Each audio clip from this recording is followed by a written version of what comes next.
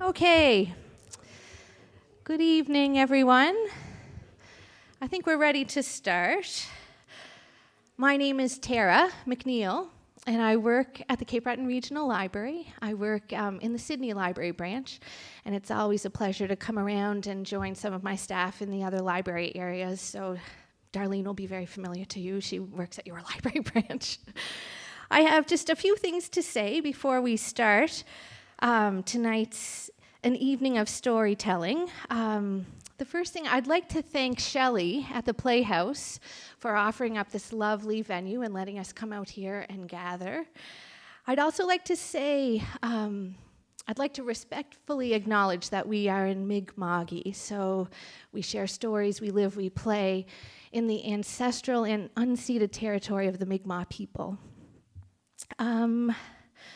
I think it's fair to say that we have an island with many storytellers, many stories. And the Cape Breton Regional Library, a number of years ago, we had a board member, Tom Urbaniak, who wanted to figure out a way to recognize, to keep that tradition going, to just acknowledge it.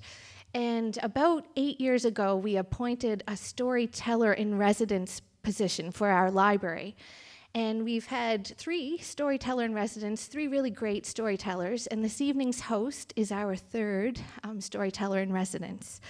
The idea of Storyteller-in-Residence has helped to bring some great programming to our library branches, and we find ourselves here together for an evening of storytelling. I'll introduce our 2 guests next. I've had the chance to be a listener in the audience when both of these storytellers have been involved, and I have to say I always leave a little lighter, a little more uplifted, so they do a wonderful job. They're hiding in the back there. They've left me up here by myself, but Hector MacNeil, the tallest of the 2, over there. Hector MacNeil is a fluent Gaelic speaker from Cape Breton. He's a teacher and a storyteller. Over the years, he's been very influential in keeping the ancient language, history, and culture of the Gaels alive in Cape Breton through his work, through his teaching, through his storytelling. Hector's been involved at the Gaelic College. I have personal experience enjoying and loving the Christmas Island Fashion Nellen, and that's a big project that Hector was involved in.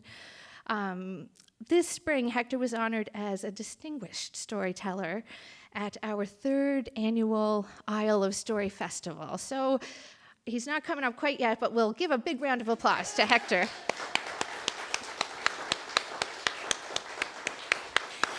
And your host for the evening is Bill Conall, Cape Breton, the smooth one. I wasn't going to say anything. I called him tall. I was going to call you short, I think. Bill Conall is the Cape Breton Regional Library's latest storyteller-in-residence. He's lived all over the country. He's traveled for work, early on as a road musician, and later in his career as a long-haul trucker. Some of his stories come from his own experiences, but many of them have just been gathered to him over time. Bill is also a published author. 2 of his books have been shortlisted for the Stephen Leacock Medal for Humor, and his book, The Promised Land, a novel of Cape Breton, won the Stephen Leacock Award in 2014. So please help me welcome them both to the stage.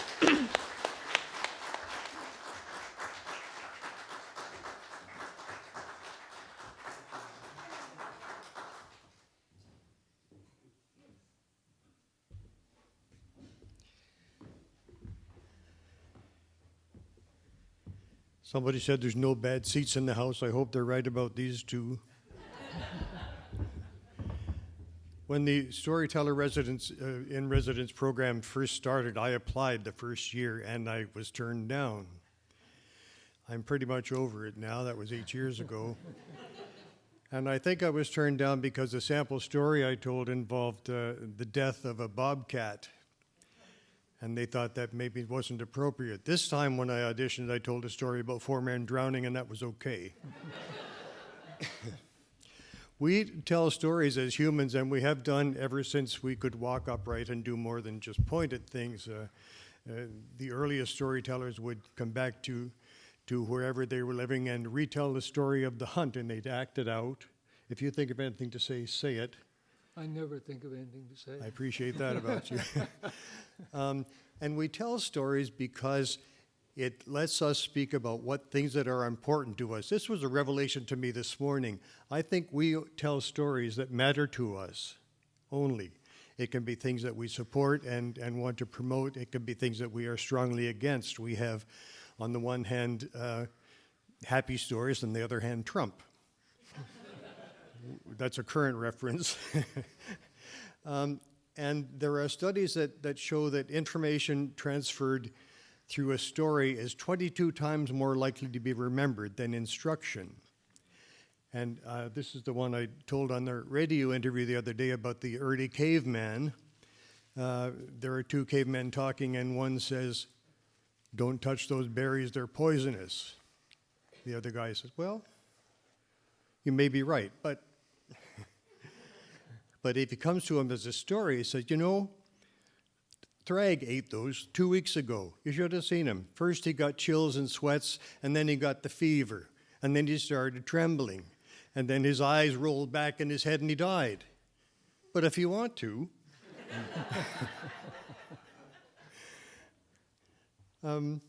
That's all I had prepared now.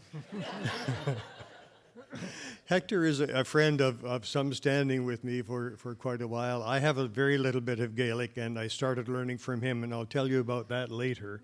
Oh, no. I'll give you a cue to lead up to that. And Hector will tell stories in Gaelic and translate them into English, probably. I saw him and our friend Angus MacLeod one time at a storytelling in Pictou. And the way they worked was one would tell a story in Gaelic and the other would translate into English. And at one point, Hector got so caught up in his story that he was going on for 2, 3, 4 minutes, and Angus is doing there, so wait. Angus has an excellent memory. Yes, and he demonstrated at that time, yeah. Stories can be, they can be as long, like Bucky used to say, they can be as long as a CPR. They can start with a character and get a whole cast of characters and go through a narrative arc and come to a conclusion or a punchline. Or they could just be little snapshots that tell us things about ourselves. And one such, I will start with this, is when you live in the city, you get your mail delivered to your door, right? Or if you're in an apartment, you get it to your mailbox downstairs. In the town, you probably go to the post office and pick up your mail there. Out in the country where I live, they bring it to the mailbox at the end of the driveway, which is really good and convenient. But sometimes there are troubles. There are problems with that because once in a while in Cape Breton in the winter, it'll snow. And they take the snow off the roads with snow plows. And the plow drivers are really careful, but once in a while, they will nick a mailbox, right? Bang, there's no contest at all between a tin mailbox and a 40-ton snowplow. Our neighbor Catherine in Indian Brook had her mailbox by the road, and there was a snowstorm, and the plow came by, and he nicked it, knocked it off. "Oh, well," she said, "that's the price of admission here." So she put it back up. And a few days later, it snowed again.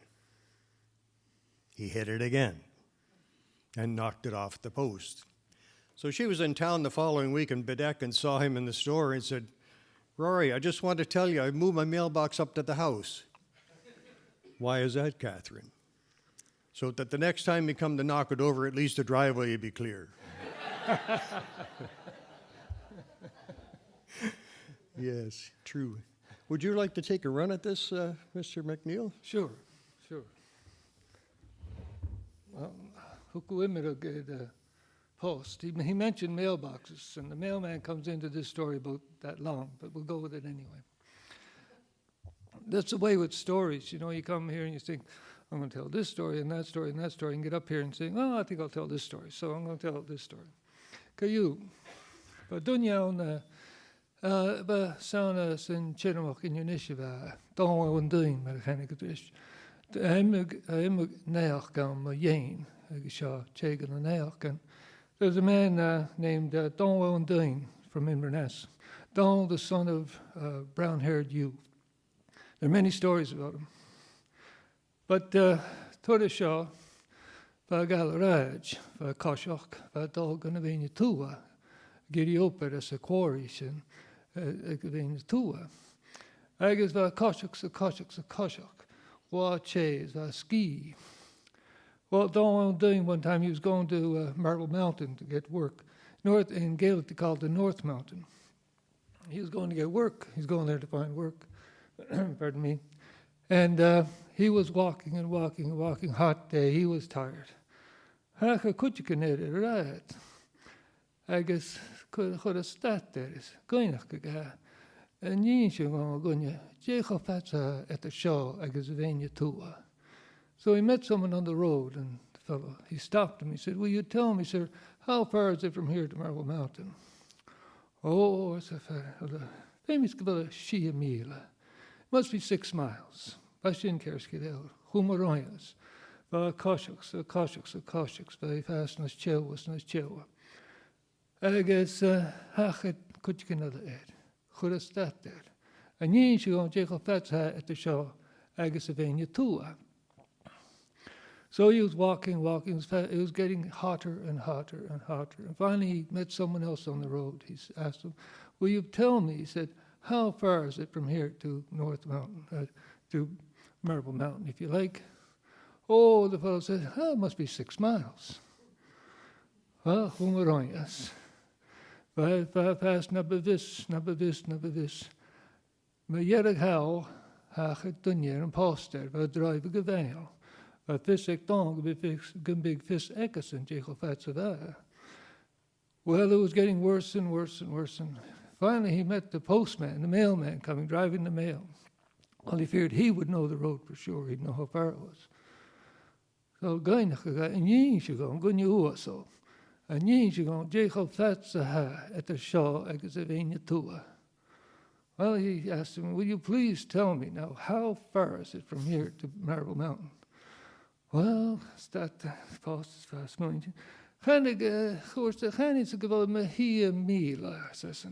He said, I'd say it's about 6 miles. Well, there's no thank the ye and a cow, and you. Well, thank God I'm not losing anything anyway.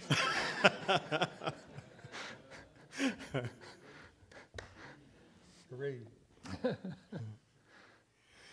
There's long been a traffic between Cape Breton and New England, what they call the Boston States, because young people from here without much work opportunity would go there to work. And some of them came back, but many stayed and made that their home. And there was one fellow who lived in Boston, and he was there about 30 years. He came back for a visit, and he went out on the fishing boat with his 2 uncles. And he was full of himself. He's everything is so much better in Boston. There's much more money, there's things to do in the evenings, and on and on and on like this. The uncles were getting kind of a bit testy about this. And one of them says, "Say, Donald, when you were here, you had a fair bit of the Gaelic. Do you still speak the Gaelic?" I said, No, he says, I don't speak it. I can understand it okay, but I don't speak it. I have a dog that can do that.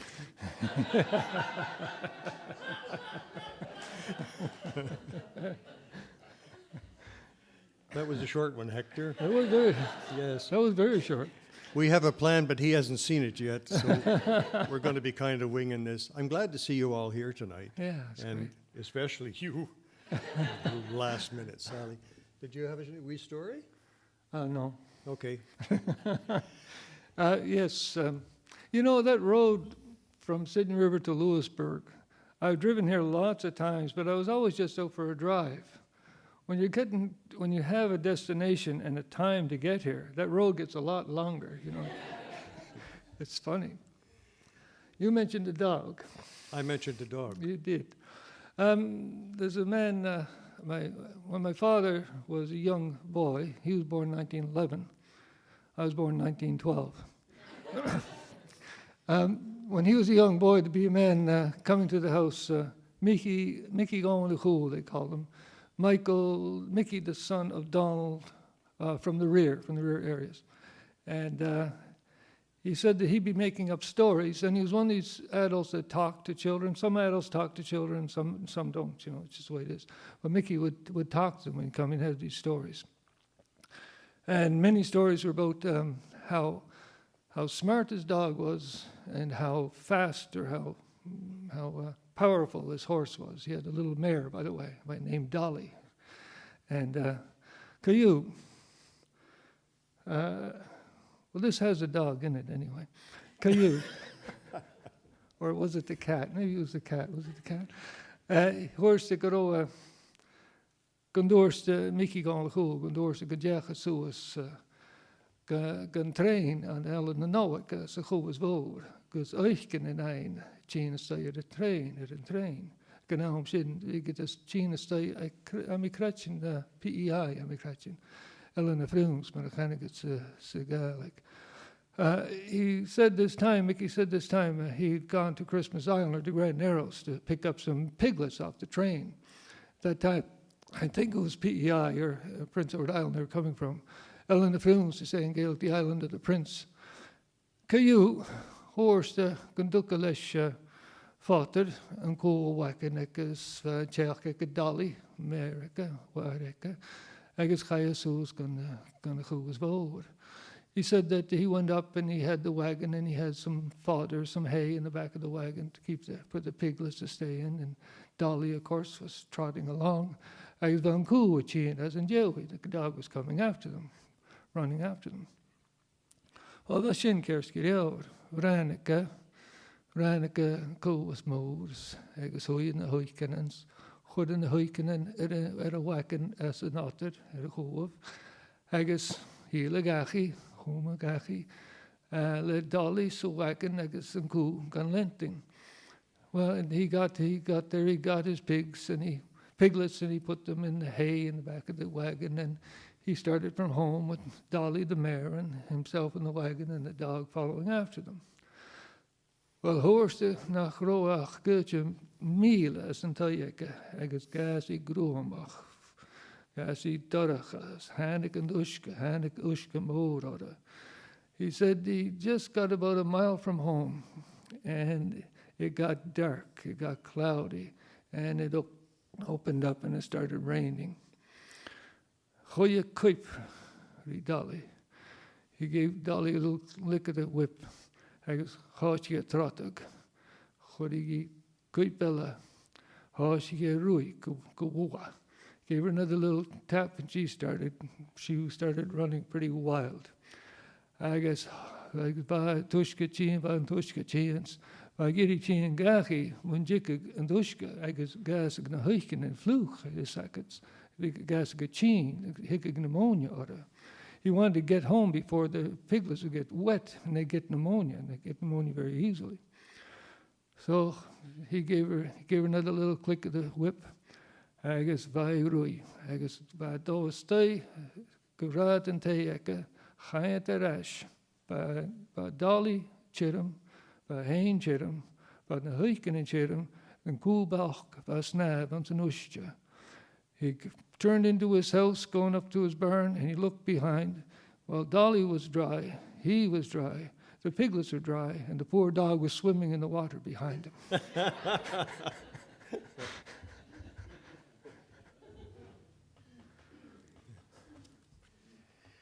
Anyone here from Dominion?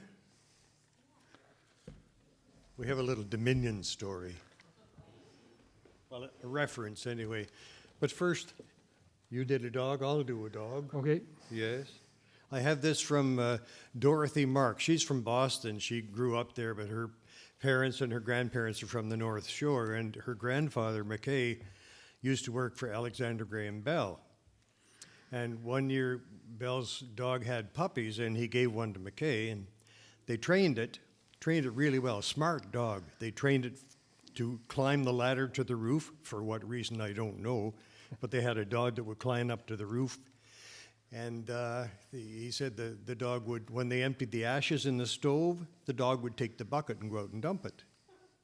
Pretty clever, eh? And he'd watch for the mailman every day. And they were out in the woods one day, McKay and the dog, and met Mr. Bell. And he said, "My, that's a fine-looking dog." Don't you remember, Mr. Bell? That's the pup you gave me a couple of years ago.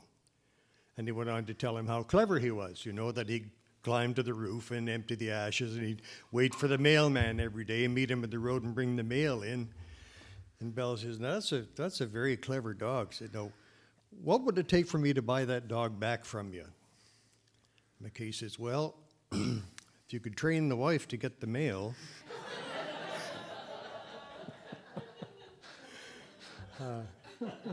I was headed for Dominion, wasn't I? Yes. I followed the dog and got lost.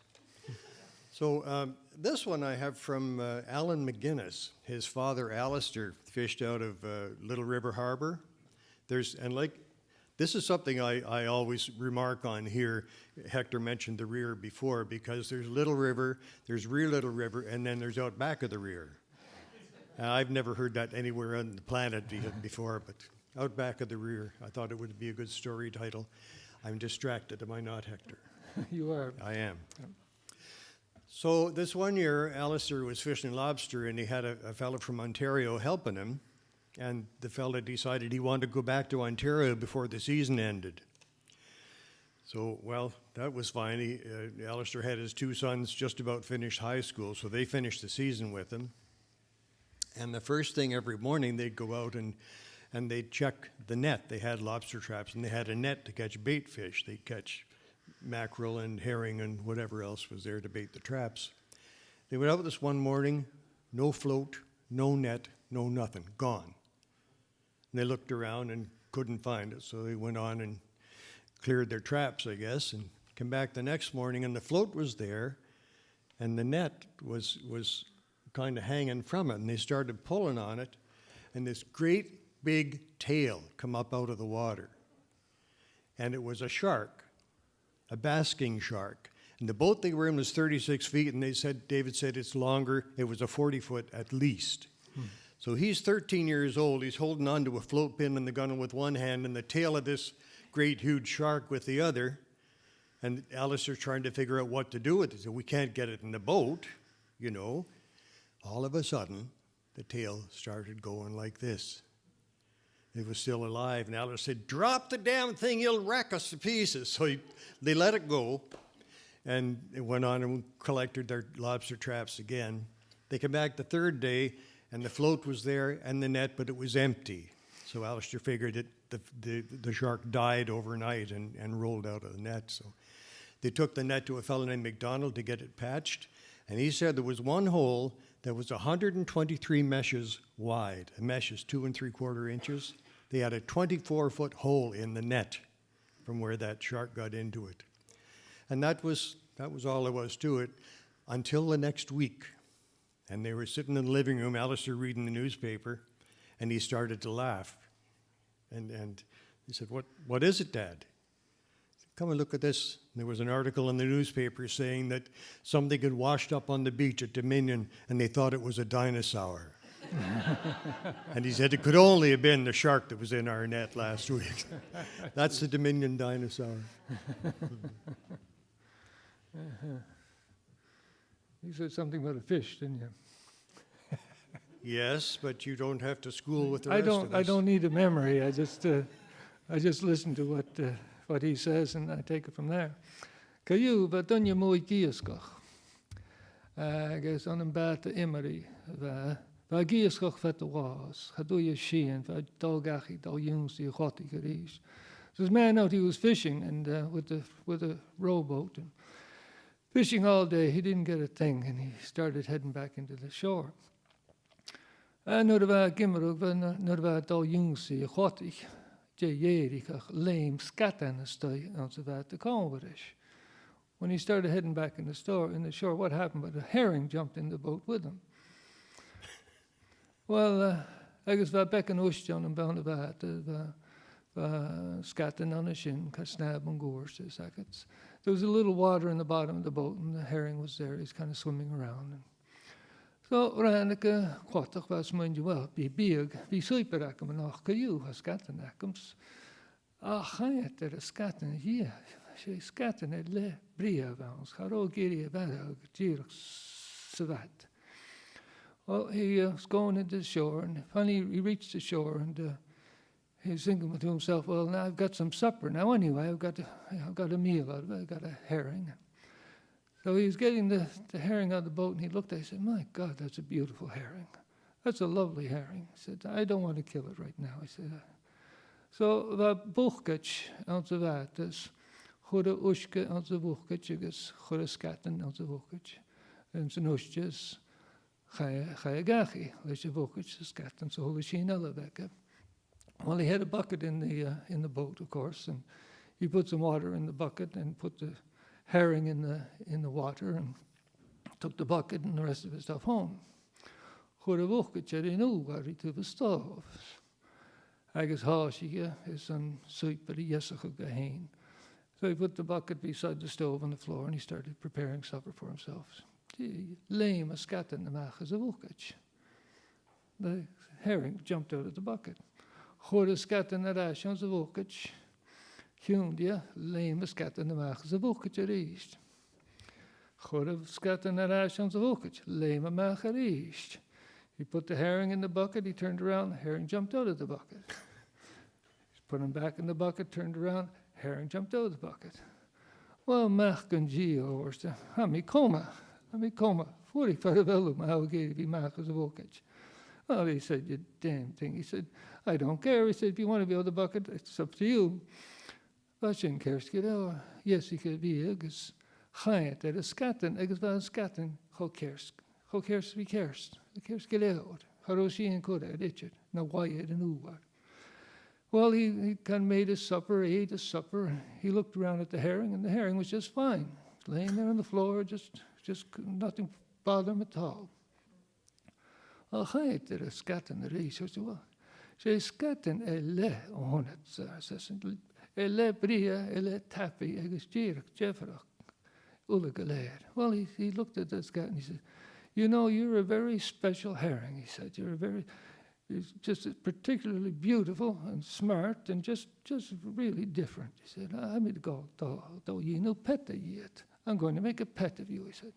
She said, the Reina. Hula fesken had a guy super, vigga scatten the hoya gavors congress. I guess, well, I guess big the nappy in the China stay, kujach, big China Haley. Kaint er skatten, så att alla ganun verkar skatten le bria, le tappy. So every night when you have his supper, he'd sit the herring at the table with them. And the neighbors were coming in, and they all agreed that was the most beautiful herring they'd ever seen, the most special herring they'd ever seen. I guess, kaint among gors, said an Aikishaw, I guess, yeah, lame a skatten suas at Edapple. I guess, about Koshak among gors at Edapple.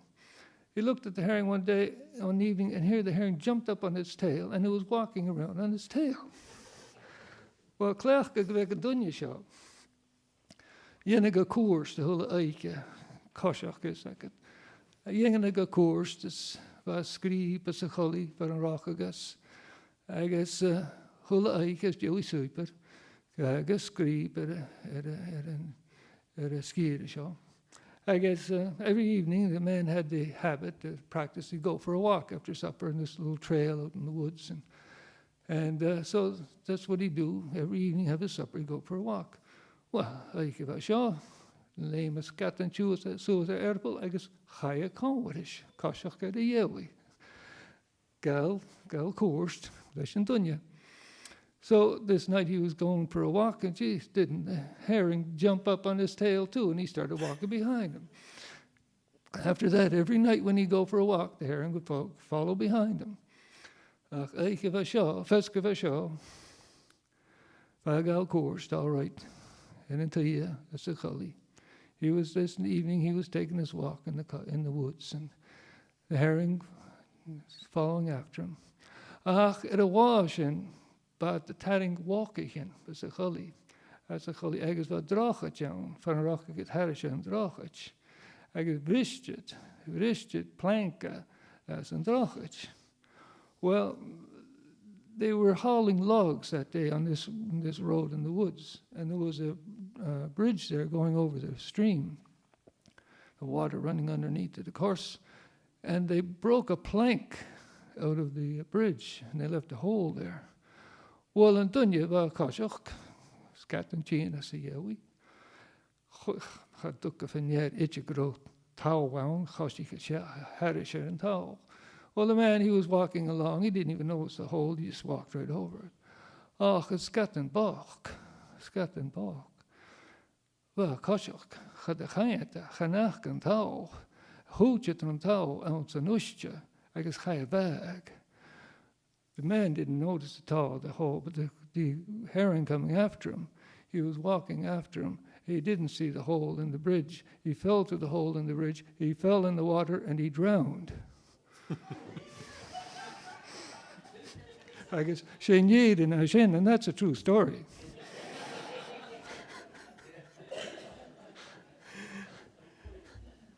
That was actually composed by a man, his name was McKinnon, Southwest Marguerite. They called him the Suckers Band and the Blonde Priest, but he wasn't a priest at all, it was just a nickname. But to give due, that's where that story came from. My former neighbor in Port Hope, Farley Mowat, he was sometimes called to task because people questioned his facts. And his response was, I read this again this morning, I never let the facts get in the way of a good story. And that's the thing about stories is events don't happen in a logical fashion sometimes. So what the story does is take this part of it and this aspect and the other and put them together in an entertaining format with a beginning and end, and that's how you get stories. And he also said, Mr. Mowat, if the story is true, the facts are not important. And that really makes sense to me because every story carries a message. Whether it's declared as an absolute moral of the story, I can do some of those. Perhaps I will. We'll see where you go next. So, this is a true story, and it is historically correct, and all the facts in it are correct, and there are at least 3 layers to it. Have you been to St. Anne? Do you know St. Anne's Bay near the Gaelic College? Up that way, that's where we live on the other side of the mountain there. This story started there in October of 1855. There was a ship called the Eliza. She was a 2-masted schooner called a Pink, broad in the beam and a high stern. This is a ship we're talking about. Oh, that's a relief. For carrying cargo. She was a coastal trader, and she's owned by a man named MacLeod in North Sydney, Norman MacLeod, not that Norman MacLeod from the Presbyterians, but the other. This was Norman Kenneth MacLeod from North Sydney. And she had a crew of 4. Mackenzie was the captain. There was Angus Carr was one of the crew. He was called an unlucky sailor because he'd been wrecked twice. He'd gone down with a ship called the Sarah Jane and another one called the Dart. So he was down twice and got out of it okay. But he was on this crew. Alex, that was Alec. No, not Alec. I'm fine. I'm calm. Everything's good. We're all right here. McCaskill. Angus McCaskill was another one from Goose Cove area. And they set out in October of 55, headed for Newfoundland and for St. Pierre-Miquelon. They had a cargo of cattle and other mixed goods. Got to Newfoundland, went back to St. Pierre-Miquelon, unloaded, reloaded. They were ready to come home, and this great storm came up, and they were held on land for several days. And MacLeod, the owner, his wife was in the very late stages of pregnancy, and he had to get home. So he took a trip on a steamship because they were less weather sensitive. And on October 26, 1855, was a Wednesday, and there was a break in the weather, and the Eliza raised sail and headed for home, and they were never seen again. Nobody was found. They didn't find a board, not a piece of anything. They just vanished. And there was an article in the Post, I think, in about a century later, 1955, one of the grandchildren said he remembered his father telling me when the Eliza disappeared, the neighbor would walk from Goose Cove to the telegraph office down where the Gaelic College is now to see if they'd heard anything. And that was the first part of the story. The second is Kathy Carr grew up in Goose Cove, and she married a man named McLeod and moved to North Carolina, spent their life there and had their family there. And when her husband died, she went back to Goose Cove, built a little house on the hill there, but left children and grandchildren in North Carolina. And for his 14th birthday, she gave her grandson, Jonathan Jefferson, a copy of The Road to St. Anne's, Bonnie Thornhill's book. And he's 14 years old, right? But he read the book. And he discovered that 2 of his great-great-great-great-grandfathers died on the same day in 1856. And he was curious, so he went looking, and he found out they were both crew on the Eliza. So he said, I'm going to make a movie about this. 14 years old. And so he started doing research, and he found out more about the Eliza and the men on the trip. And at one point he called his grandma and said, Nanny, I'm making a movie about the Eliza. I want you to write me a song. And she said, ha, which is Gaelic for, are you out of your mind, boy? Putting it politely. Politely, yes. But he was 14 and determined, and he kept after her. And she finally, in desperation, picked up the phone and called me and said, can you do something about this before I throttle that boy? So I wrote a song called The Eliza. This is not just a prop. If it was on this side of the stage, it would be a prop. And I had another thought. I thought if I was making a movie about something like that, and I would want it to include some Gaelic, because of course that was the language of the time. So I talked to our friend Angus, and he translated my song into Gaelic, and then he did it as a spoken recitation so that Jonathan could use it on his movie. And this is the song. It's called The Eliza, and your chorus, which is not optional, by the way. If you just move your lips, you can fool me, but this is your chorus. This is your chorus, too. Oh. And you have a mic. And we never saw them again. Try that. And we never saw them again. The hungry ocean takes many good men. The hungry ocean takes many good men. They shiver in graves beneath the cold waves. They shiver in graves beneath the cold waves. And we never see them again. And we never see them again. 10 generations and more, Cape Breton sailors walked out of the door for a week or a day or a 12-month away, and their loved ones watched from the shore. The sea can be gentle and kind, or scream like the Furies if she takes it in mind. With a wave of her hand, the life of a man rests on the cold ocean floor, and we never see them.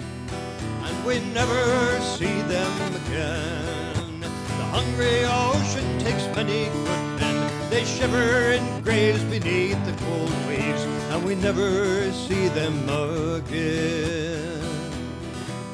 The Eliza sailed from St. Anne's, laden with cattle for Newfoundland. Mackenzie, the captain, 3 in the crew, and MacLeod, the owner, on board. And on the way coming back home, unloaded again and sent Pierre Miquelon. When the time came to go, there came a hard blow, and the wild winds held him on shore. The winds blew for 7 days straight. MacLeod, the owner, said, boys, I can't wait. On the steamer I'll go, for she'll weather the blow, and I'll see you when you get home. And he never saw them again. The hungry ocean takes many good men. They shiver in graves beneath the cold waves, and we never see them again. Wednesday morning dawned fine. There was sun on the water as they cast off the lines. They waved from the rails and the wind filled their sails, and they left the island behind. And on the way coming back home, out of the east blew another great storm. They were battered and tossed, and the whole crew was lost. And Eliza slipped 'neath the foam, and we never saw them again. The hungry ocean takes many good men. They shiver in graves beneath the cold waves, and we never see them again. Mackenzie, McCaskill, and Carr left women and families alone on the shore. 24 children, daughters, and sons would ne'er see their fathers come home. Neil MacLeod ne'er took a wife. The ship was his love and the ocean his life. Wind and blue water were like son and daughter, and he loved them all his short life. Angus Carr was an unlucky man, wrecked with the Dart and the Sarah Jane. When Eliza went down, he finally drowned and was seen no more on the land. And we never saw them again. The hungry ocean takes many good men. They shiver in graves beneath the cold waves, and we never see them again. The neighbor man laced on his shoes to the telegraph office to ask for some news. Is there any word? No, none that we've heard. We'll not see Eliza come home. And we never saw them again. The hungry ocean takes many good men. They shiver in graves beneath the cold waves, and we never see them again.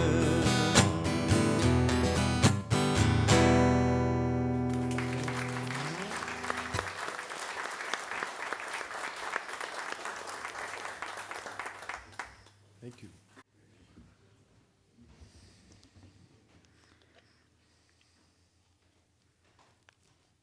What you looking at me for? There's a story about a Cape Breton horse. I just saw you drinking the water. Mm-hmm. I don't really know this, so I'm making it up. This is how it happens. But this fella bought a horse that was from Cape Breton, and the owner said, "Whatever you do, don't give him water more than once." And the fella said, well, he got the horse and it worked out okay, and he'd take him in the evening, give him a drink of water, and the one day the horse looked kind of thirsty, so he said, I'll give him another one. Gave him a second pail of water. And the horse started jumping and kicking the stall and roaring, and finally calmed down after a while, but he called the guy he bought it from and said, what's with this horse? He said, did you give him 2 drinks? Well, he's from Cape Breton. Give him 2 drinks and he wants to fight.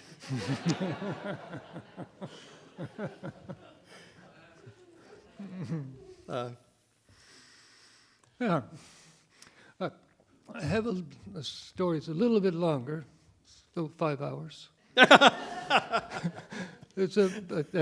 See, I don't have any imagination at all. He talks about boats, and I think of boats in Newfoundland. I'll make it, not shorten it up, but I'll just talk really fast. Garmish go hickig batican stay, gonna go was void, gonna he as a go was void, immugturis, for human bleanachen. Hickig get to stay as a goine as I go. Boats would come into the wharf in Grand Narrows. They come in off the ocean going back years ago. I guess trip of a shaw. En ik baat de taal naar jeesk. Ik zei, fig saitje bij Geri. Fig saitje bij Geri. Ik is goed het is de oort in Roiwijf. Zo hoe je in Jeshel gaf. Een plankje kan boors van Jeshel. Toen de Hanneke stay. Came in from Newfoundland, this ship, and came to Grand Narrows. And eigenlijk called Newfoundland is Talab naar jeesk, the land of the fish. And so anyway, came in, and he came into Grand Narrows. He was looking for sawn lumber. It had all been arranged beforehand at the mills, and the lumber was there, plank, board, whatever. Ach, wij geri dunya gus vaat de water suas. Schuie dunne gehaarich, Mickey MacNeil en ten weet. Agus Michael MacNeil van da hell va yifteke. One of the men they hired to load the planks and the boards on the boat. Of course, to get local men. One of the men was this Michael MacNeil, Mickey MacNeil, they call him Mickey. And he had the second sight. He had the gift, as they call it, or the curse, whichever you call it, however you want to look at it. But he had the second sight. And there's many stories about that. Caillou, Mickey Gopert, Walter Suze of Atta. I guess, ma, don't you back skip at the water? I guess, Gopert, Atta, Walter Suze of Attas. Van Captain kan komen soel der faking gemaas at Oper. Well, and Mickey was working on the boat, loading the boat, and he was only a small man, very quick, very able, very strong man. And the captain was keeping an eye on him.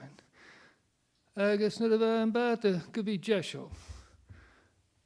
Gainig die Mickey and Jicko Conall with him at a vat. My father's going to skip back, says.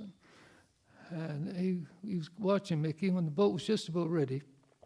He asked Mickey, he said, will you come on board the boat with me? He said, as part of the crew. Oh, asked Mickey. Hajej Mitchell at the Conwood, I says, and Tapalat, Hajej McConwood. I guess van Captain, Jenna Gamach, good, you could grow ekel ed, Rhinustia, Saku.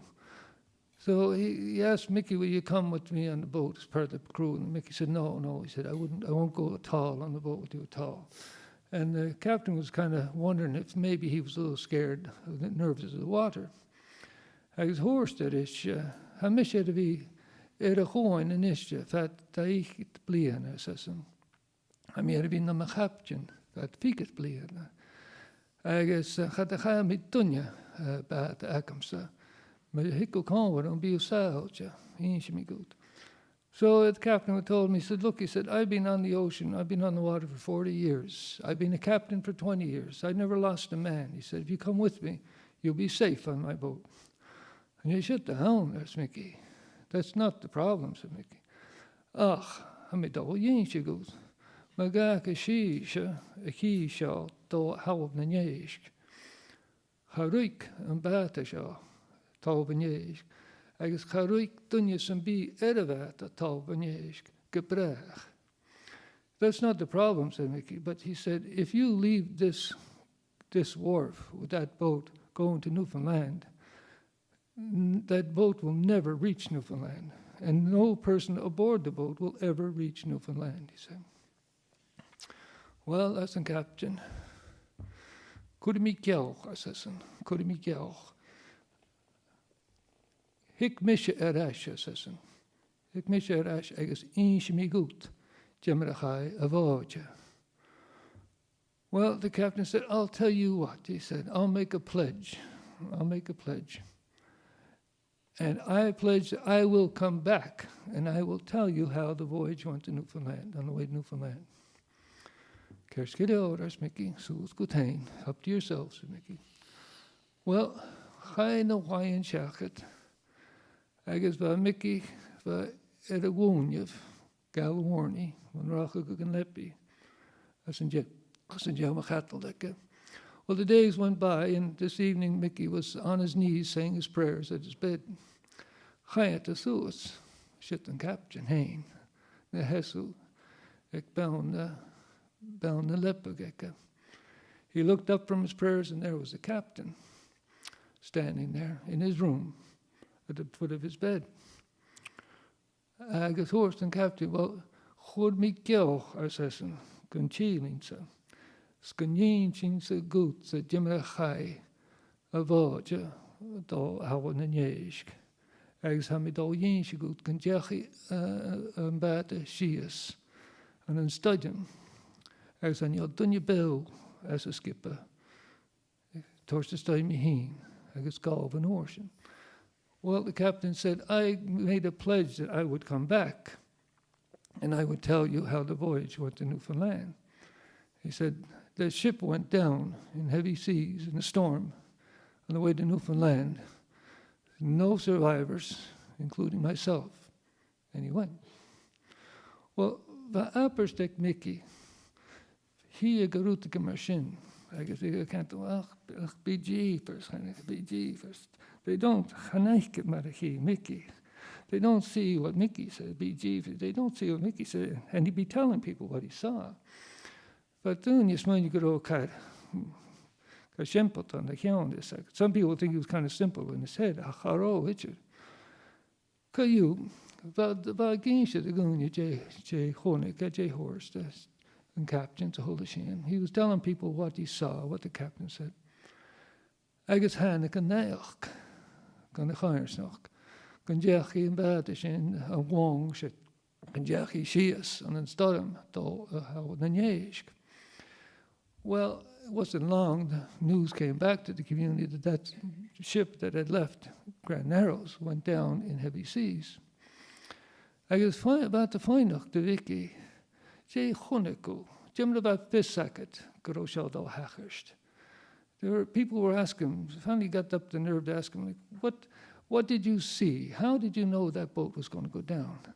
Well, let's make it be jeepers. I said, a whole planka, a whole board, the hope in the Mawawan, because a hood at a vatishin, going to be uscha, or ruyas, as a worst, as the planky can. Well, he said, every plank, every board I picked up to load onto that boat, I saw water running off the boards, running off the planks. That's the story.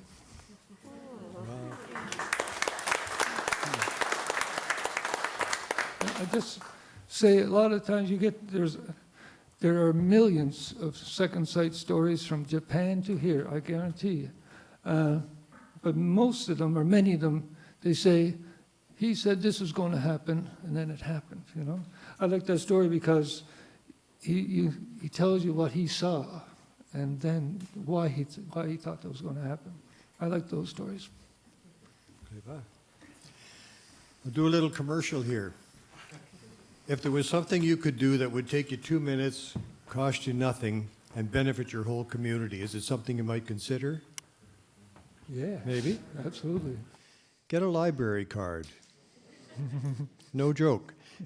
The library is one of the only places we can go now for free, where there's no expectation of money. You don't have to buy coffee or tea or pay anybody money. It's for ages from this high to even as old as me. And it's free. You can borrow books, you can read periodicals, you can borrow books online. And libraries depend for their funding on government, and government loves their numbers. And if you have a library card, you're a number that matters. So that's the end of that story. Okay. And this is another story. This I heard first from a friend on the North Shore, and I really liked it. I really liked that story. Can I tell that story? Well, I kind of like to keep it to myself. So I respected that until I heard the same story from two other people, different people, also in first person. So we're public domain here. This is another one about traffic between here and the Boston States. There were two couples going to Boston for a visit from North Shore, and the one couple drove to pick up the other ones about 4:30 in the morning or so, and they pulled in the driveway, and the woman came out, got in the back seat, and shut the door. Where's Arnold? In there, drunk. Well, they went and got him, persuaded him into the back seat and strapped him in, and he fell asleep all the way till they crossed the border in Maine. Then he woke up, and he was hungry. That's all right, Arnold, we'll get you some breakfast. I don't want breakfast, I want lobster. You want lobster? Yes. So they hunted around till they found a place that served lobster and placed the order. And when Arnold's lobster came, she put the plate in front of him, and he looked at it, and the lobster had only one claw. And he said, "Hey, this fella's only got one claw." And she said, "Well, sometimes they get in a fight in the tank, you know, and one of them will lose a claw." And Arnold picked up the plate and gave it to her and said, "You take this fella back and bring me the winner."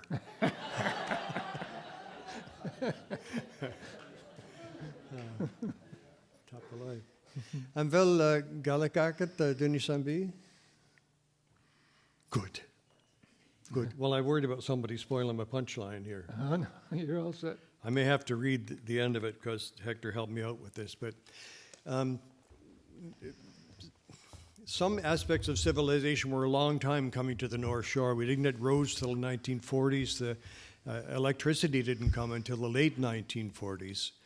And so for some years, there were entrepreneurs from Sydney, Lebanese fellows, who'd come with their backpacks selling door to door. And they wouldn't have sugar and things like that, but they'd have buttons and needles and thread and that kind of thing. And they'd go from door to door selling their goods. And the one fellow thought he might have a retail advantage if he could speak to his customers in their own language, in the Gaelic. And so he went to a fellow he knew who had the Gaelic and said, "Can you tell me how to say, good morning, how are you today? I've got some lovely things for sale." And the guy said, yeah, I can do that.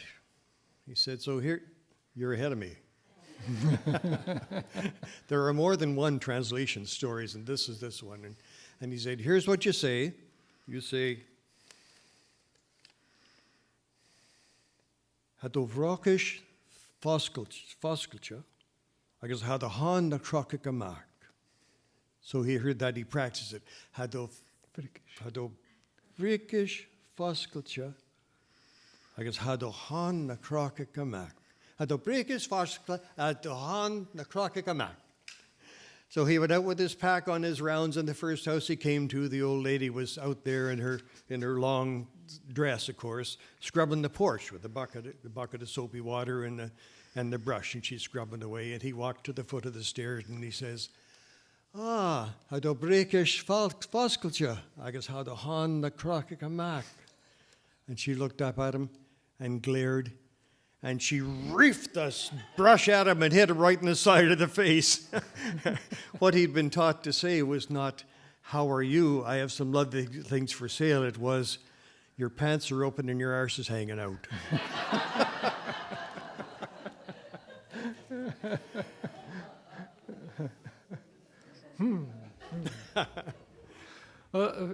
Speaking of arses, right? You mean that in the kindest way. Yes. It just reminded me. I have no imagination at all, like I say. A friend of mine was at a party, and he shall remain nameless. Good fella, lots of Gaelic, and good company. Anyway, there was a friend there too, and she kind of gullible. She'll remain nameless too. But anyway, it was a party. There was lots of Gaelic speakers there, young people learning the Gaelic, older people speaking Gaelic. And this poor woman, young woman, she had nothing at all, you know. And people saying, "Jimada how are you? Jimada house, Jimada dog, how's it going?" And things like this. So she came to my friend. She said, "No, I'm going around this party. People are talking to me in Gaelic." I said, What do I say? Somebody's saying the Jimada how. What's that? He said, "Oh, Jimada how. Yes, how are you?" They're saying, "How are you?"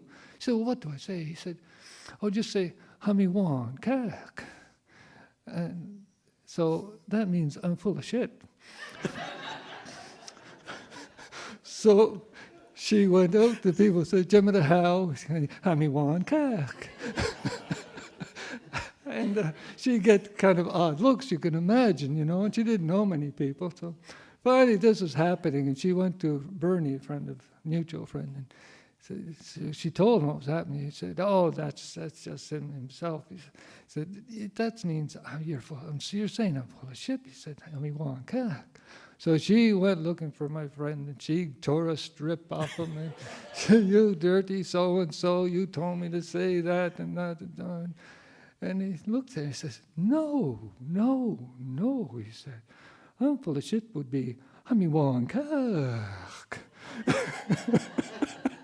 That is just, I mean, one cock. Just, I'm great. So the poor girl went back in the party around. So anyway, I don't know if she got a nickname out of that, but she should have. Anyway, tell a story? But dunya as in chiramach in Yunish. Well, I mean, can't Ryan show, don't lo and doing, as don't lo and doing, don't the son of brown haired you. And Dunne ma bhain, dunne tapi bhain, character bhain, an is like, dunne gleich, no, Amatin gleich, sin appers to ho me Seamus Watson nach Marin, Amatin gleich. He was the Storyteller Doin. He was a character. He was a smart man, Geir Henke, sharp-tongued, quick-witted. And there's an expression I heard from the late, it's hard to get used to that one, late Jim Watson, Amatin gleich, a wise fool. Ca you, I guess, that had messel a joch, and he was fond of having a drink too, as many are. Wa shaw dal stay an syntai change on Inyanish, Giri joch. I guess Fisig and Tackers could go kusses sackets. Honica Sackers as an adult stay can tell change. He was in Inverness this time, and he wanted a drink, and he was going into the bar there. And the priest knew that he was drinking too much, and he saw him heading for the bar. Chud is dat Derek and Doris, horse a gonwil. A isacket, that a hate you stay in a Dorishin, and G was da stay conwadut. He stopped and he said, Donald, he said, now, you know, when you go through that door, when you go in that bar, the devil's going in there with you. Well, our thought, I had a session, my hate stay conwadum, famous in the yochain ikianach. And you lack him 10 cents. He said, Father, he said, if the devil goes in there with me, he'll have to buy his own drink. All I've got's 10 cents. Good one. Can we do a little follow-up one? Okay. Torresella, don,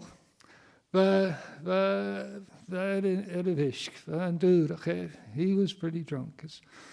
I guess va pinch rumpa na fokich na Jerusalem. And he was having quite a few, and he had a pint of rum in his back pocket. I guess va schlewens, sounds a young va jay ounce, va schlewens. Va sackers to jeans, jeerch na va sackers to jeans, hooch don at a horn at a jay. Well, he had this pint of rum in his pocket, and it was wintertime, it was slippery, it was icy. And he just saw the priest coming, and he fell down right on his behind on the ice. Oh, it's Hanukkah suckers, got young seas. Could a grain as hokas, va trotrish. The priest came over and he got a hold of him, helped him up, and he was scolding his horse. Going with Kayadorst. She root nadag a hound, do the horse, me and the wall, my shaws. Kayata, one Jays, Kayata the Brickish had fluch, Jay shit, the Brickish. The priest helped him up and he was going. He said, Donald, this is a shameful thing. He said, you know, middle of the day being drunk like this. He said, and look, your behind's all wet. What's that wet on your pocket? Oh, I says, Donald, Hammondog, is great for the hound. Well, Donald says, Father, I hope that's blood.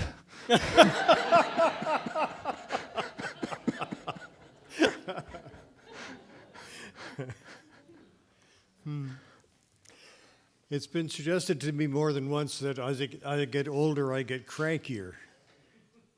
Bullshit. I think that as I get older, things have always bothered me, but the older I get, the less patience I have with being polite. I'm more apt to say what I'm really thinking. And something that has bothered me for a long time is volunteer fire departments. Any firefighters here? Well, of course, that was the wrong way to introduce it, wasn't it? I should have asked about the firefighters first, then started the rant. It bothers me very much that these people who are family and friends and neighbors come out voluntarily when the whistle blows to help us out of the ditch or with a heart attack or if there's a fire. And you know what they get for it? They get a license plate and they get a very minimal tax deduction, like $375 or something.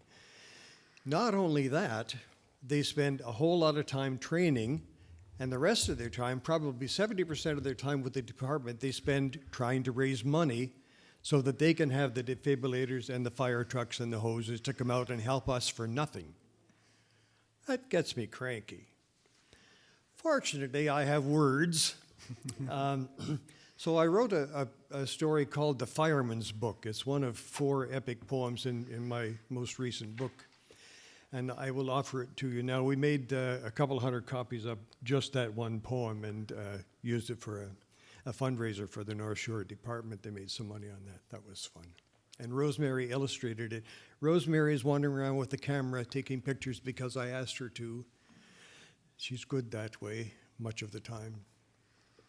So this is The Fireman's Book. When Wilfred sold up and moved to North Shore, he said, "I'm retired. I won't work no more.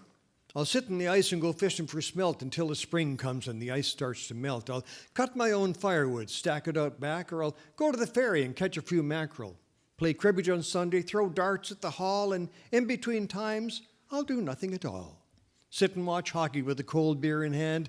I think this retirement life will be grand."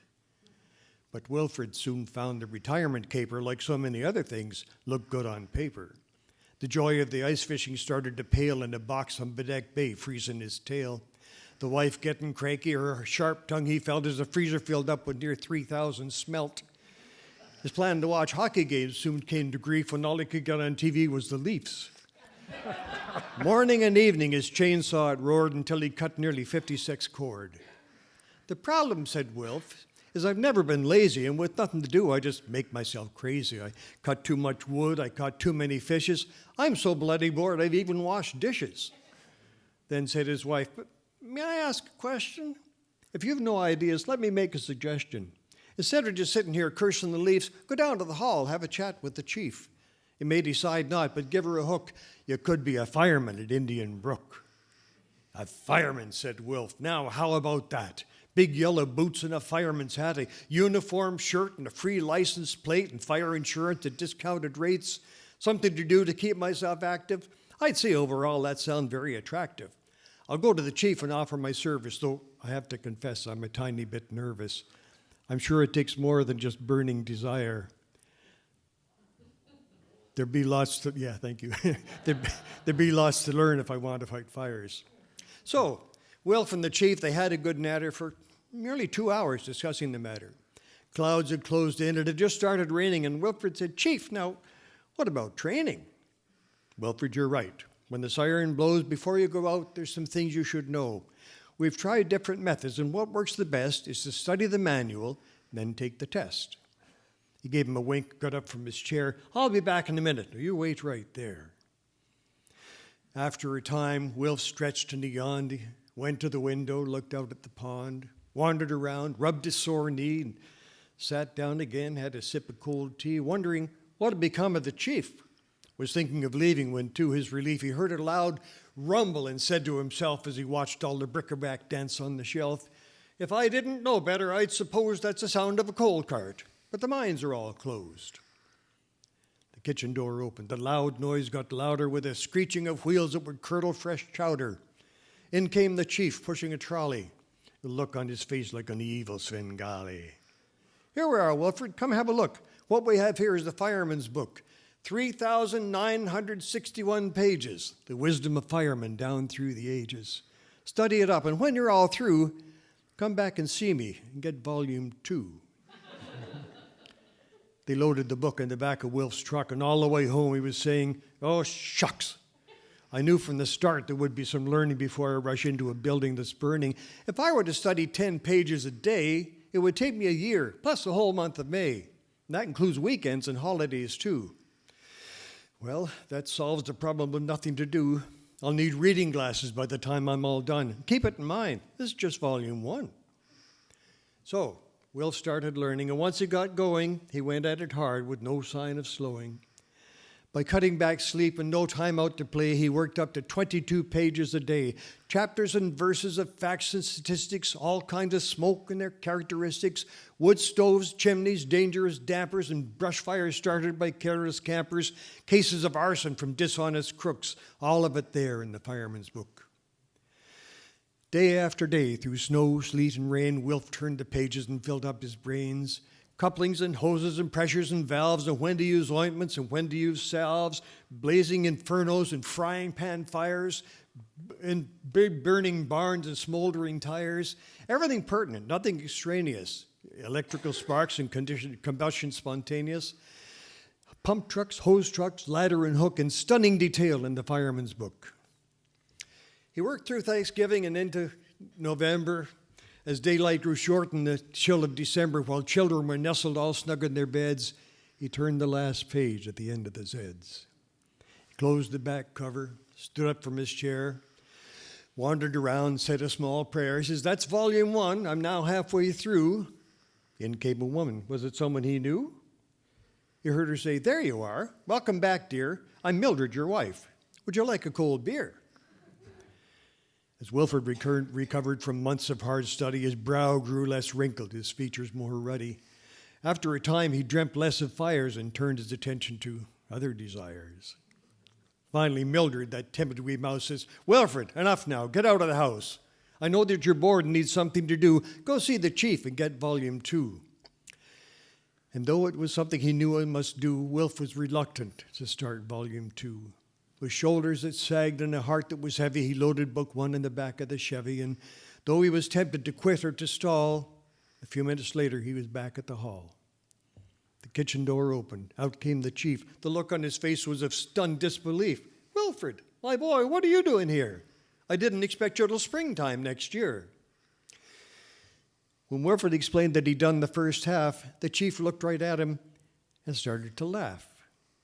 Wilfred, to say the least, found that confusing. "After all that hard work," he said, "what's so amusing? I studied for months with nearly no rest so I could do well in the fireman's test, and to tell you the truth, it seems a disgrace. I get halfway through and you laugh in my face." "Wilfred," the chief said, "I'll tell you the truth. You've just passed the test. There is no volume 2. Should he be angry? Should he be vexed?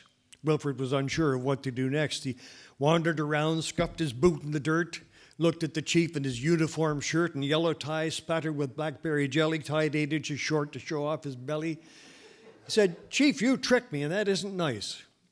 "Wilfred, I'm sorry, but here's some advice. You're not done with learning, and this part's not funny. What you must do now is learn to raise money. The county will now and then send a few bucks, but it's barely enough to put fuel in the trucks. If we not want new helmets or hoses or boots or fireproof gloves or waterproof suits or anything else we need for ourselves, we must be as busy as Santa's wee elves with bake sales and yard sales and even split winners, but most of our revenue comes from our dinners. You must learn to cook and to peel a potato. To be a good fireman is to be a good waiter." Wilfred said, "Chief, I'm somewhat distraught." He said, "Well, I suppose I lost my place now." Wilfred said, "Chief, I'm somewhat," there's a word there, you fill it in. Chief said, "Wilfred, I understand that. You probably dreamed of heroics and glory. Reality, though, is a whole different story. But you meet lots of people, make some new friends, and have fun at the meetings and training weekends. You'll get to swap tales with some really good liars, and once in a while, we go put out fires. You'll want to get started. I can see you're just itching. Come with me, fireman. Let me show you the kitchen."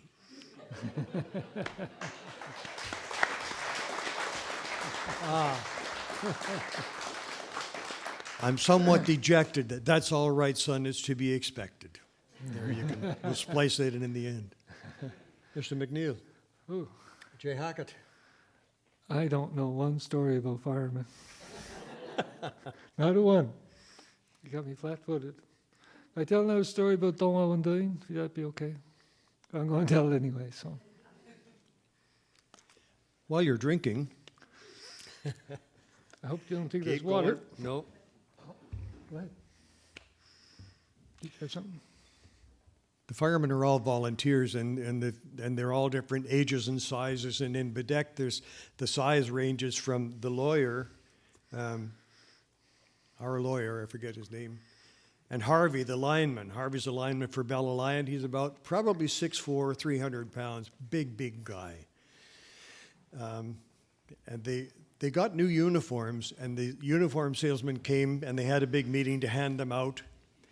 And he called on Daniel, that was the lawyer's name, and he was going down the list and handing out the uniforms. He called out Daniel and held up the little size 32 uniform, and Harvey stood up. And the guy looked at the uniform, and he looked at Harvey and said, I have a problem.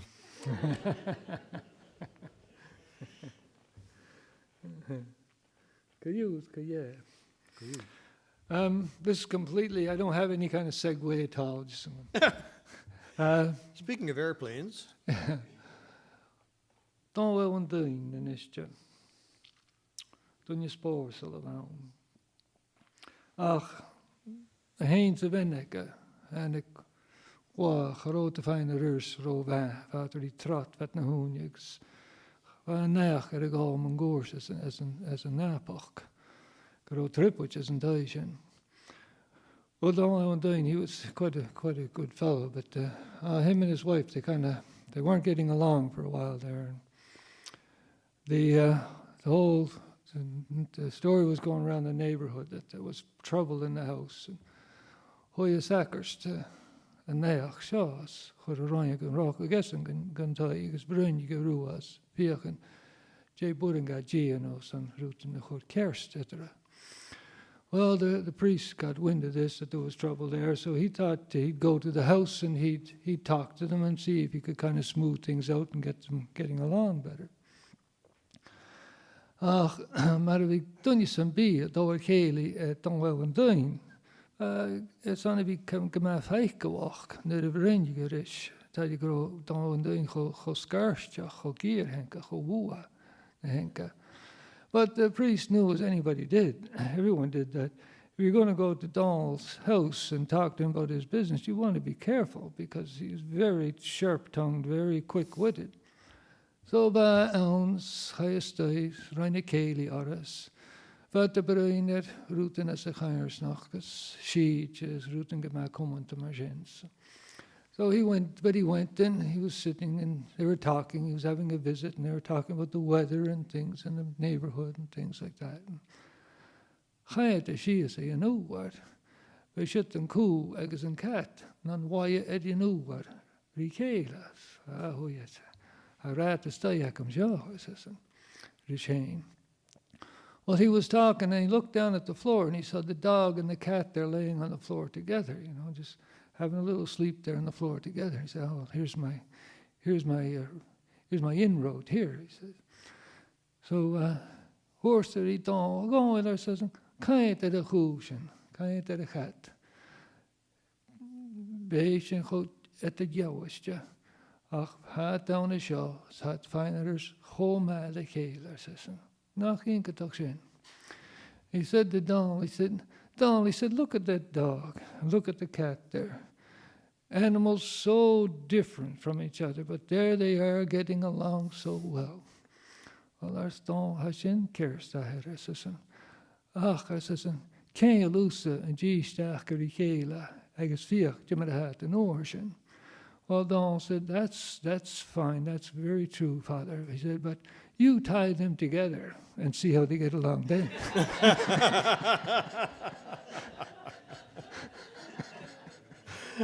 Scale man. One more? Don't know what I'm doing? Huh? Yeah, tell another one? But don't Sure. How see? Well, it's in my head, you see. It'll be gone if I don't tell now. You can see it from here. Don't gas a chin, it's like it's haro ma, vile lepevash. I guess the nappy and chin is still a keli, it's a holy shins. But Don, he was ill and he was on his deathbed, Neighbors are coming in and talking. I guess I can now shin is like at the ektorg. Big the dunya, we get a gilwin, a histure at the nandunya. Heen, haro drive, get it, gonna cook. The neighbors coming in and visiting, and at that time, the men, the pallbearers, they would carry the casket to the graveyard from the church. They weren't putting it on a hearse. Oh, and the go of the napian, vennik don, vai foinach ga, a go, and I say, dal jong see a gooi, I say, en bij wel dat bottle grok wie aan kunnen doen, ja, gil en een kistje, gil en een kistje. She said, when the neighbors went, and she said, no, she said, I have a question. She said, now, after, when they're going, carrying the coffin to the graveyard, she said, do you want there to be a bottle there, a little bottle of liquor for the men who'll be carrying the coffin, which was not uncommon. Well, there's don't, and you listen, I says, don't you see a hoy, Haninsa, Gabavalum Potobiaka, ach Chidia Gachi, Hamika Koma. Well, don't she thought, and he said, well, he said, going to the graveyard, I think it would be nice to have a bottle. But going home, I'm kind of indifferent.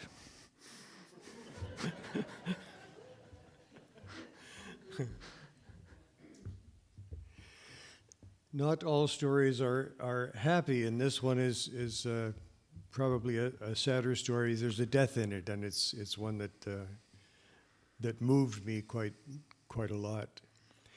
When I was in my trucking career, early on, I was running the Triangle from Vancouver to California. I'd take like newsprint or something to California, reload with produce, and head to the market in either Toronto or Montreal.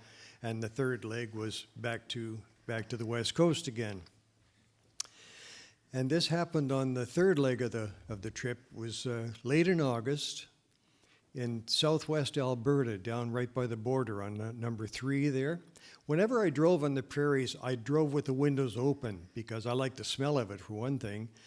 And the other was meadowlarks. I love meadowlarks. They're just little birds about this big, and they sit in the grass or on the fence posts or on the utility lines, and they pour this song out that's just like raindrops going up into the sunshine. It's so beautiful, and you can hear them even over the cat, the 440 cat, And this day, fairly early in the morning, I was headed just coming into the mountains on a 2-lane road, and the lark was about maybe 150 meters ahead of me, come up out of the grass straight like they do and went across the road. And then for whatever reason, she turned and came back. I thought, oh crap, I'm going to hit her. And I braked as hard as I could, but I probably 74,000 pounds, and it takes a while to slow it down. So for sure she was going to hit, but she missed the windshield and then exploded on the right side mirror. And where there was this life and this song and this beautiful living thing, now there was a handful of feathers falling down on the prairie. And it's still, this is years ago, and it still breaks me up. I am fortunate to have words and music, and sometime after that I was able to write a song. And it's not a happy song because it's about this event where the bird died, but if you can hear it as a lament, as honoring this living thing, saying, it was a better place when you were here, I'm sorry about your death. But maybe now that little hole in the world has at least some song in it that wasn't there before. It's not the same, but it's to honor the meadowlark. And the song is called Gone the Lark. I would like you to join me very much in the chorus. Agazuhain. So, oh, you pretty bird, sing no more. Try it. Oh, you pretty bird, sing no more. Gone, gone the lark in the morning. Gone, gone the lark in the morning. Oh, you pretty bird, sing no more. Oh, you pretty bird, sing no more. For the lark has died this morning. For the lark has died this morning. The lark rose up before the day when the dew was wet on the rolling field, and she called the morning with her song. But the lark has died this morning.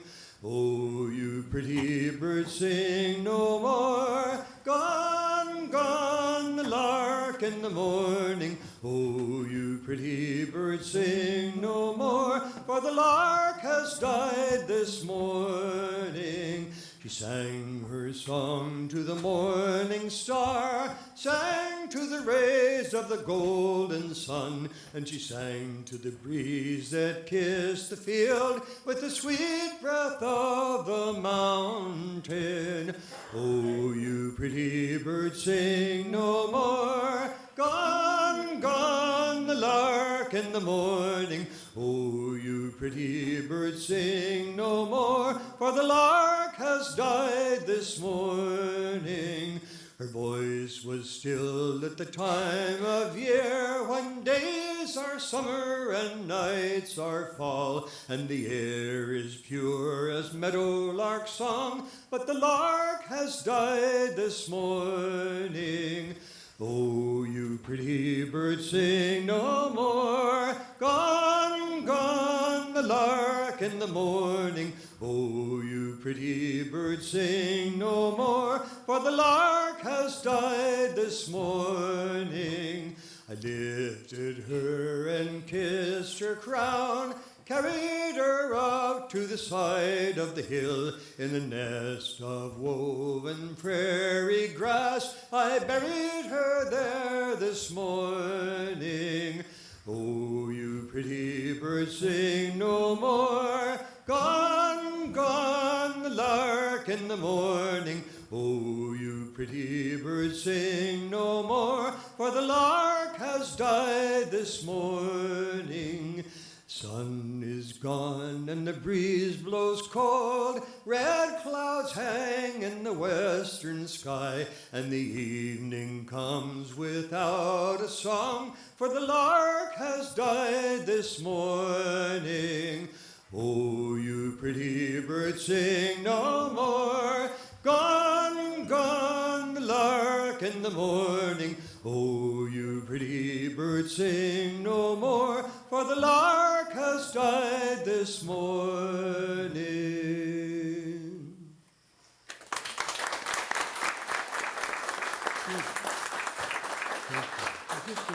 Thank you for doing that.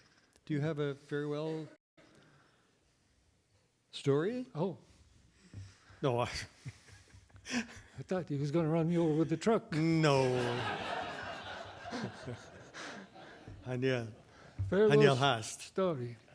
It's a little story. It's a hello story rather than farewell story. It's just very quick. Va dunjans, va irad, va gistuan, va derrads, va de koshach, va skis, achrach. There was two. They were on the road. They were walking, and they're getting tired. They're getting hungry. I guess Maravak naum good to static, Tyson B is you to big, you to kupati good, ushin or banyan or rutigan. And as the practice was at that time, anyone on the road could stop at a house and you'd get a cup of tea, a little bite to eat, or water, or milk, or something. So van doen je zo vaske maar ski is van die stats. Geen te soos van tai bek brie hoe ze de graagschen soort ze. Nach statje ik kan tai zo says. Well, this fellow, he was tired, he was hungry, he wanted to stop. And he saw this beautiful little house on the hill there. And he said to the other fellow, why don't we stop here? Oh, I said, fellow, I must start in the shower, says him. And I used to stay in that shin. I've been crossed, but you know, come back crossed on the shin. And you'll get it done, you can be a stays and tell you, I tell you, can cut it, hold the shin as a keiler, says. Try keiler. Well, he said, the other fellow said, oh, there's no sense going to that house. He said, there's a woman in that house, she's big and she's cross and she doesn't want anybody coming into her house because they're just going to mess up her house on her. Well, I said, fellow, you miss a stay, I said, Hanai, fellow, Hanai, usa no gia a stay and a dorishin, you miss a stay, I said. Well, he said, this fellow says, he said, I'll get in that house. No, the fellow said, neither you nor God will get through that door, I'm telling you. Oh, he said, I'll get in. So Chaya Gandaris, Granke Gandaris, Haneke Ven, Chorgas Gandaris, Goskalias, Chonikin Strange, and a Huya Muishet. So he went to the door, he knocked on the door, the lovely woman, she came, she opened the door, she saw the stranger standing there. agus orstí Jay kind of said, roots, and she said, what do they call you? Kenny at rooms, I says, an William Jinsuya. They call me, he said, William, sit down. William Jinsuya, I say, Tapala, this is Mission Nation, she been in a horse, the highest days, or in the Suya, horse. Thank you, he said. It's the wife, it's the woman of the house that said it. Oh, so he went in around her, he sat at the table because she'd invited him in, you see.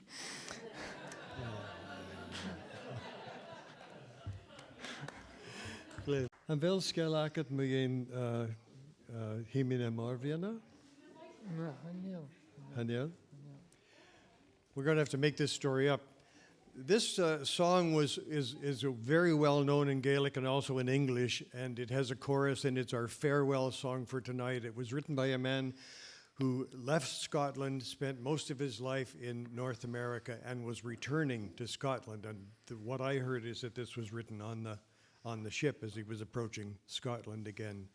And the chorus is, and will you translate this for me? Sure. Into English? Oh, okay. Yes. O he mina morviana. Oh, I see the great mountains. O he mina corviana. I see the beautiful mountains.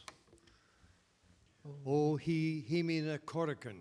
I see the valleys. He mina scoran for cow. I see the peaks under fog, under mist. And in English it's oh, soon shall I see them, hoary. Soon shall I see them, ho soon shall I see them, the mist-covered mountains of morn. We're going to do it in Gaelic, are we not? You got the guitar. If I make any mistakes I'd like you to tell me about it Tomorrow. Yeah. Himina morvi. Oh, he mina morgana, oh, he mina corgana, oh, he mina corrican, he mina scoran for cow. He me gundal and teachers and rookut me courier on palcha and a nahookers me give me an oas grind or rakem not raken and tunican nor. Oh, he me na morgiana, oh, he me na corviana, oh, he me na corrican, he me na scoran for cow.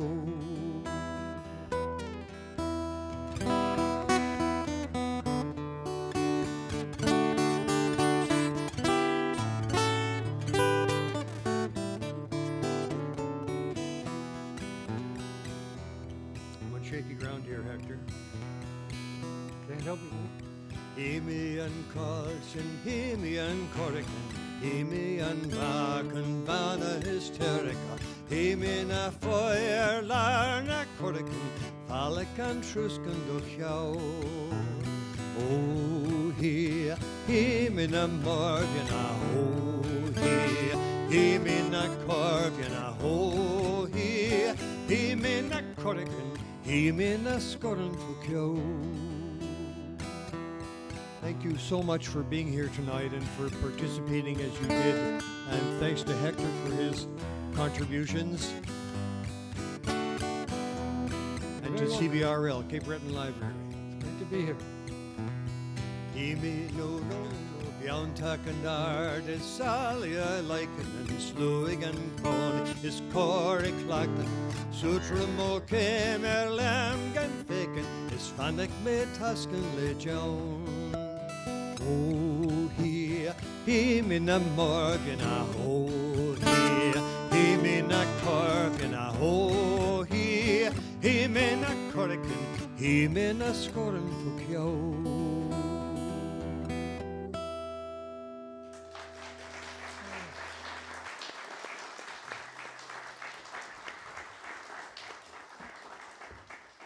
Thank you. And thanks also to the Louisbourg Playhouse for hosting us and giving us this space very much. Thank you very much. Very nice. Hashanadal. Gulua.